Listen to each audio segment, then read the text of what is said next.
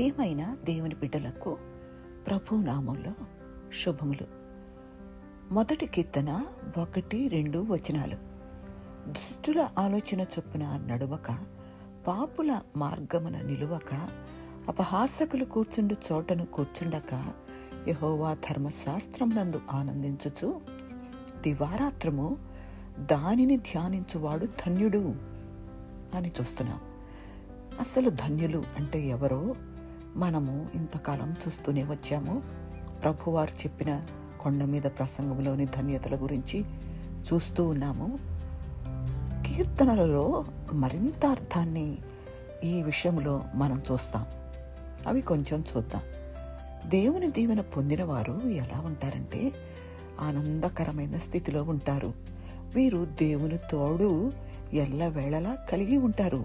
అసలు దేవాది దేవుడు ప్రేమాస్వరూపి. ఆయన ప్రేమతో దీవిస్తాడు.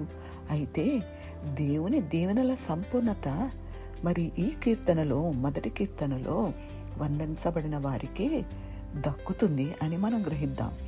మనము ఇప్పుడు చూసిన వాక్యంలో ప్రభువుని నమ్మిన బిడ్డలు ఏం చేయాలో, ఏం చేయకూడదో చూస్తాం. అసలు ఎటు చూచినా దేవుని వాక్యానికి విరుద్ధమైన సూచనలు, చెడు సలహాలు, అభిప్రాయాలు కలిగిన వారున్నారు. ఎదుటి వారికి అటువంటి సలహాలు ఇచ్చేవారు ఉన్నారు. దేవుని మార్గాలను తిరస్కరించి పాపానికి తమను తాము ఇచ్చివేసుకునే వారు కూడా ఉన్నారు. వీరు దేవుని సత్యాలను పరిహాసం చేస్తున్నవారన్నమాట. దేవుని యందు భయభక్తులు కలిగి దేవుని దీవెన పొందుకున్నవారు ఎలా ఉంటారు?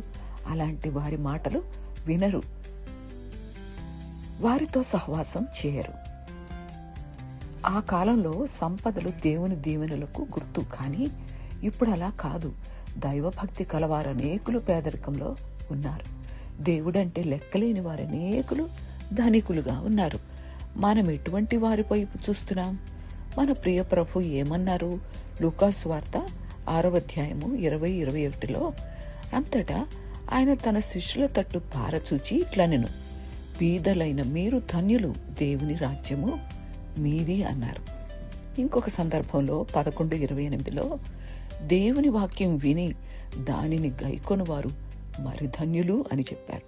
కాబట్టి మొదట దేవుని వాక్యం వినాలి, తర్వాత దాని ప్రకారం మనం నడుచుకోవాలి, విశ్వసించాలి, నడుచుకోవాలి. ఏది చేయాలన్నా విశ్వసిస్తేనే సాధ్యం. కాబట్టి